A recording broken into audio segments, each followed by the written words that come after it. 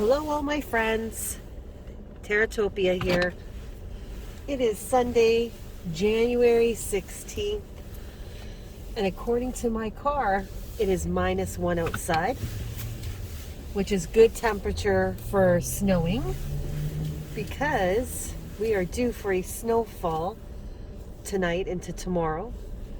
I've heard it's going to be 15 to about 20 centimeters. So I don't know what this means for the kids going back to school tomorrow. But I thought I would take you with me for a quick drive from the east end of the city to the west end of the city. So right now this is Leslie. We're heading south towards Lakeshore. And we will turn right onto Lakeshore. And I figured this could be fun.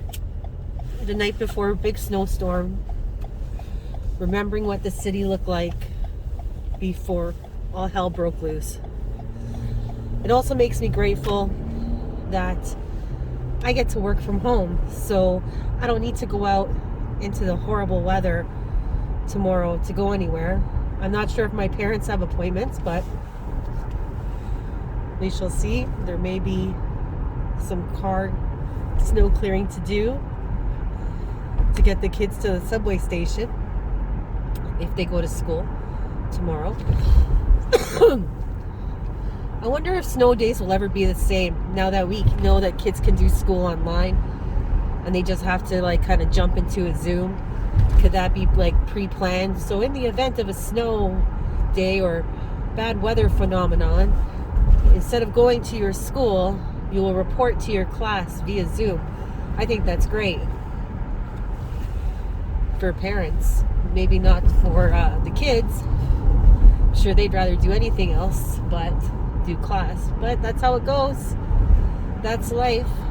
So we're going on along the lakeshore right now. I'm really not sure how this camera... This is my phone. It's a Samsung S21 Plus. I recently upgraded the phone. But this is where they removed the gardener. You used to be able to get onto the Gardner from here. It's about 6 o'clock in the evening, so there seems to be a lot of traffic, more than usual when I do this drive. I am going to pick up my girls from their dad's place of residence. So if you're not aware, I am divorced. I was married for 17 years, then separated in like 2016. The divorce was final in 2017, or we separated in 2017 and the divorce was final in 2018. I can't remember the exact years, but something like that. So every other weekend my girls will spend the weekend with their dad. They have dinner with him once a week, and that seems to be a good routine for all of us. I do know that the girls want certain things for lunches for when they go back to school, so we'll probably be stopping at the grocery store on the way home. We're just passing Cherry Street now, and if you made a left, you would go down to the beach. That's a fun beach. It's getting very popular, I find, so it's a lot busier than it used to be in the past. You have to get early to get a good spot. Some days you get lucky and there's nobody there. But it is a fun place, and it's a place I like to frequent. I'm just watching this person here. So we're still on Lakeshore, underneath the Gardner. So you can only access the Gardner from the Don Valley now to go east. You used to be able to get on at Carla, and that exit and entrance is no more, so everything is being diverted down to this area of the city. The plan is so they're developing the Portlands, and the plan is to kind of direct traffic through that development area. I'm one of those people that believes that the Gardner should just come down because I never feel safe driving underneath it. On the top, I don't really think about it, but when you're underneath it and you're taking a look at all the cracks and crevices and things falling, it gets kind of nerve-wracking. But hopefully I'll be on top of the Gardner soon. To the right would be the distillery district. To the left is where you could dock boats for boat parties and different adventures like that. My friends and I used to go on a boat. Well, really, we'll call it what it is. It's a booze cruise once a year. We always had a good time. It was always fun. We'd get my dad to drop us all off because we don't drink and drive. And it was sponsored by a bar. And then after the boat cruise, everybody would head back to that particular bar. There were school buses that would take you there. And you would dance and party the night away because the boat would always be back by 11. It was always fun. I highly recommend going on a boat, cruise, dinner, dance type thing on the lake. It's really a good night out with your friends.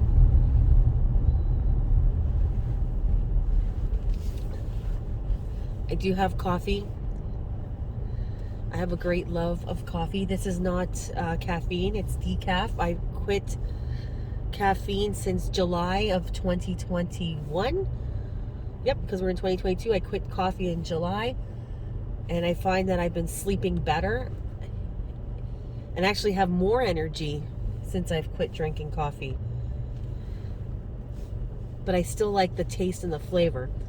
I don't put sugar in my coffee because I'm sweet enough. I just take one cream and the decaf and I'm good to go. Perhaps it's the placebo effect. But if you do want to support the channel, I have put a buy me a coffee description in, and you can make a donation through Ko-fi. But it's totally up to you. I'm just doing this for fun and to help you through the hump day. But if you want more content costs some dollars to create sometimes. So if you do want to support and help out, there is a link to donate on my Instagram channel. Or no, sorry, not my Instagram channel, my YouTube channel. But my Instagram is also there, and you can follow that as well. So this is one of the things that like greatly annoys me. This is the closest entrance to get onto the Gardner. And so you wait in this huge line. And then all these people come on the left and the right and try and jump in. So you're going to see that the whole way down. And it's extremely frustrating. I'm trying not to cuss. There's another entrance onto the Gardner, not that far from here. And really, like, if you miss it, too bad. It's just like, go around. Don't be a dick. That's just how it goes. This is Toronto. I don't know what to say more about that. So there's a guy on the right here. Oh no, he's going to make a right. So I thought for sure, because I can't tell you how many people will go there, hold up the traffic for everybody who wants to turn right, and then jumps in front to get onto the Gardner. It's dangerous, and it's extremely frustrating and annoying. And I'm not sure like how these lights are all looking. It's pretty bright, so I apologize. I don't have fancy camera equipment. It's just my phone and me. I found that today was a bit warmer than yesterday. But I did go out yesterday and film a video for you that will be uploaded on Wednesday. It's going to be pretty short and pretty sweet, but it will be funny and it will be there to get you through the hump day.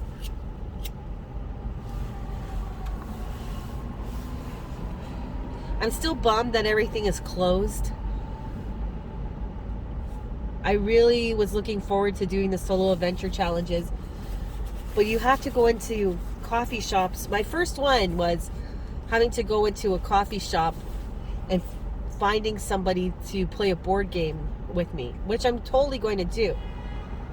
But I can't go into a coffee shop or a restaurant or any place because everything is closed right now. If it was the summer, I would probably stand outside one, but it's not, and it's freezing, and I don't think anybody really wants to hang out with me playing a board game when it's with the wind chill minus 20 degrees outside. But we will get there slowly but surely. I remember when I lived in the States and I would take this entrance after getting off the ferry from Rochester. I would drive, and coming up this entrance, you got a great view of the CN Tower, but all these condominiums have blocked it, and I really wish I had recorded that at some point. So we're passing Scotiabank Arena and all the condos and business towers here. I think this is still the East End. We're in the East End till we pass Yonge Street, so I don't think we passed Yonge Street yet. This is the Garner on a Sunday night. Over to the right, I don't know if we can see it on the camera, is the Rogers Center, really the Sky Dome.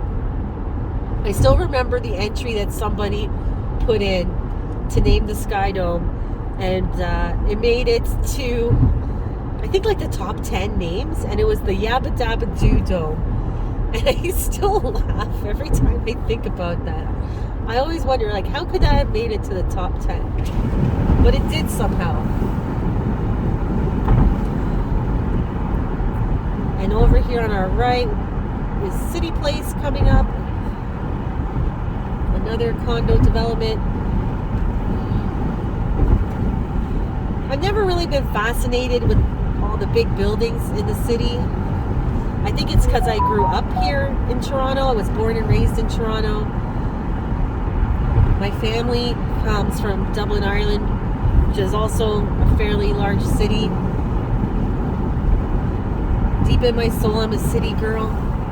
But I do appreciate getting out of town, getting into nature. I wish I could find a place to live that's the middle of the two, where it's small, but also city-esque. But one day, my main dream is to buy about 10 acres of land, maybe 20 acres of land, who knows, and build a bunch of tiny houses on it for my family and my close friends, so we can all live together.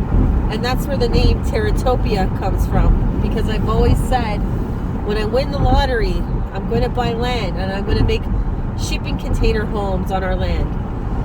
And it's going to be great. We're all going to live together and look after each other. And only cool people can live there. And then my friends would ask me, well, what is the name of this magical place? And I thought about it for a second. I'm like, I will call it Terratopia. So that's how Terratopia began. And over the years, we've come up with roles for each of my friends. So my friend Lennox, he is Lord Nelson. He's the mayor of Terratopia. And when you enter Terratopia, there will be a large bronze figure of Lord Nelson. And we actually bought Lennox a lordship, one of those Scottish lordships, for Christmas one year, and he has it framed, so he really is a lord now. And we've decided that instead of Civic Day, we'll have Lord Nelson Day, and it will be a big party. So that's just one of the roles in Terratopia. Be a fitness center, a pool, an event venue. But I got to get the money to make it happen. I'm not big into the lottery or gambling, but I will buy a Lotto Max when it's big. So we've crossed over to the West End now. So it doesn't take that long when there isn't a lot of traffic. But St. Joseph's Hospital is on my right. And they have a lot of lights up for the holiday season still. It's part of a fundraiser that they have at the hospital each year. And to the left of the screen, you'll see the Palace Pier and Humber Bay shores coming up. It's time for me to get over a lane.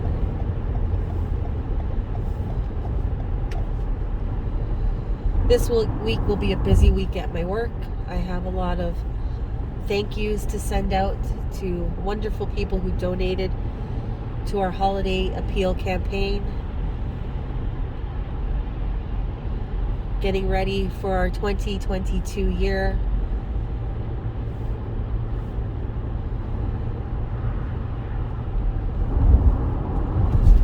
And now we're going to be exiting. Actually, we're going to exit at Lakeshore.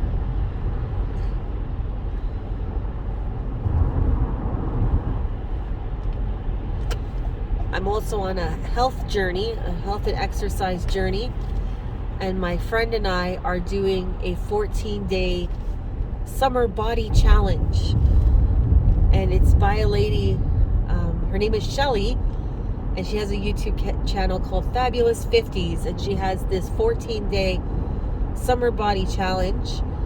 And it's really geared towards like people who are 50 and over. But let me tell you, it is not easy, these exercises. Even the beginners one, I was like dying today. It was about 40 minutes, and there's different videos. So my friend and I break it up during the work day, and we let each other know when we finish the challenge for the day. So I can't decide if I'm like extremely out of shape, which is most likely, or if people in Australia are just like epically fit. And these are excellent videos for people in their 50s in Australia. But check it out. Try joining the challenge. I'm on day 6. And oh my gosh, I could feel it. I feel it in my legs. I feel it in my stomach. I feel it in my arms. I'm not very flexible, so some of the stretching, I'm like, oh my God, I think I'm going to die. But I'm trying, and that's the main point. And I have lost 75 pounds since July. And that is through exercise and healthier eating, a high protein, low carb diet. I can't do that keto. I don't really think it's the healthiest. It's a lot of, and you know, for some people it works. And they love it, and that's great, but I just think it's too high in fat content for my liking. I don't think that's great. I have a dietitian who recommends a high protein, low carb diet, so I track my protein every day. I track my carbs every day and the calories. Some days I blow it, and some days I just, like yesterday, you'll see the video on Wednesday. Some days I blow it.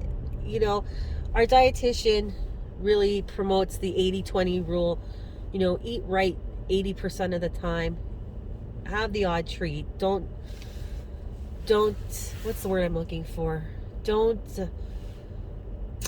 can't think of that word. Just, you know, don't limit an odd treat.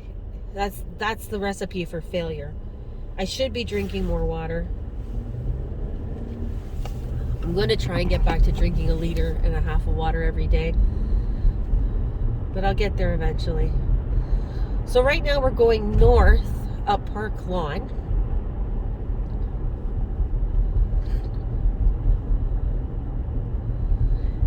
And I still can't believe how fast we got across the city today. I have to kill some time.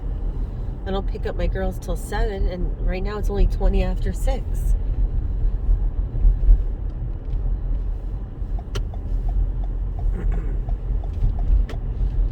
But we'll go straight. So if you're ever looking for a quick way to get to Bloor from the lake shore, you can go north of Park Lawn. And this is the Stonegate community.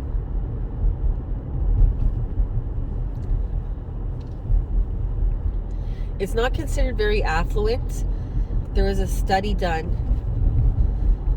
There's a lot of residential buildings around here. A lot of people who first come to Toronto will most likely settle in one of these apartments, and the apartments are nice. There's nothing wrong with them.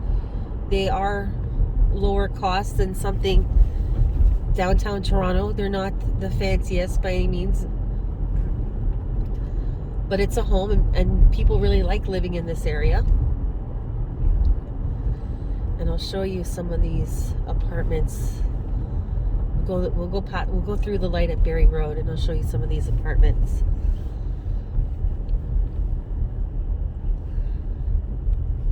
But a study I read, and this is about 5 or 6 years ago, stated there was a large number of poverty, or a large percentage of poverty in this particular neighborhood with the new immigration. So they do have they have Stonegate Community Center, which supports new Canadians and seniors and anyone who lives around here. There's a food bank. They have a farmer's market, exercise programs, youth programs. There's a lot of programs that they do offer to help them. And then, of course, just to the north of here is the Kingsway area. It looks like there's a lot of people who want this street tonight. It looks like I picked the wrong street. So here are just some of the apartment buildings. I actually quite like them. Some of them are even like co-ops, that you could purchase a co-op. I would be interested in that in this neighborhood. Getting a nice co-op around here. It's quiet. I never see any crap going on around here at all.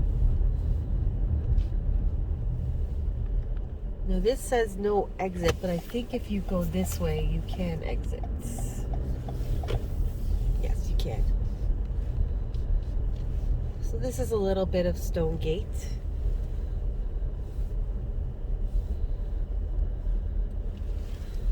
You have to go down this hill.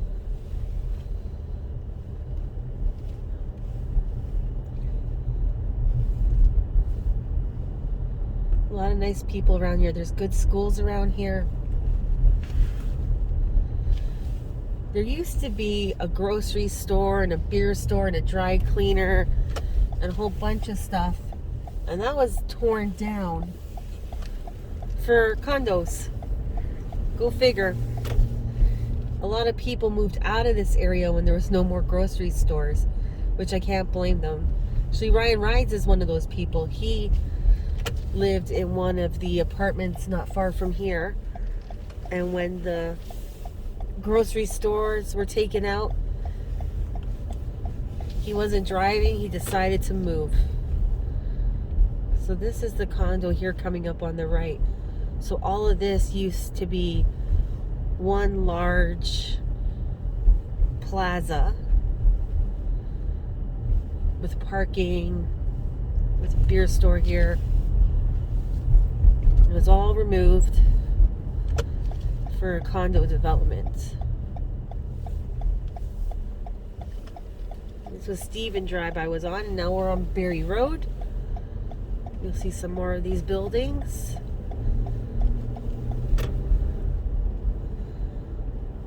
Some are operated better than others, but they're the larger type of apartments. So for the price,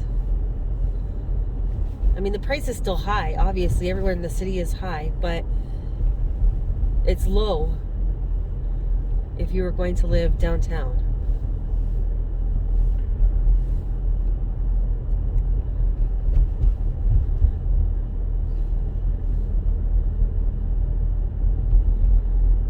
My goal is to go to the grocery store, upload this video, do my final 30 minutes of my exercise video, have a shower, hit the hay. That's my plans for this evening. And usually the girls have lots to tell me and boss me around. But I'll show you one more spot here.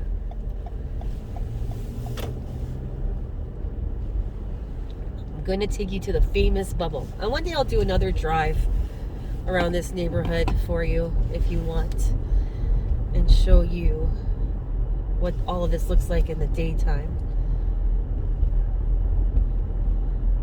All the lights seem super bright. I apologize, everyone. Maybe it doesn't look like that bright.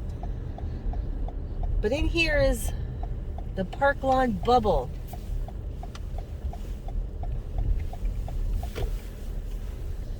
So I'm gonna try, I don't know if we can see it that well. If you can see this big white thing here. Yeah, you can see it here. This big white bubble, that's what everyone in the neighborhood calls it, is the bubble. But inside there you can do ice skating, and they set this up every winter for ice skating and hockey. And at the end of the season, they take down the bubble and it turns back into tennis courts. And then in front of us is a small community center, so that's how you enter the bubble. And in the back of here is a large swimming pool that all the local kids like to go swimming. And in front of us, up this hill, is baseball diamonds. And I used to be on a softball team with some of my friends. And this is where we played the majority of the games. And it was always fun. I always enjoyed it. Well, I just want to thank all of you for coming along with me for this ride from the East End to the West End, and a little tour of the Stonegate neighborhood. My daughter is texting me now with her instructions probably for tonight. So I'm going to go read those text messages. And please subscribe if you haven't already. I would really appreciate it. Hit the bell to get the notifications. And on Wednesday, I'll be uploading a hump day video that I think you will all enjoy. It will be quite funny.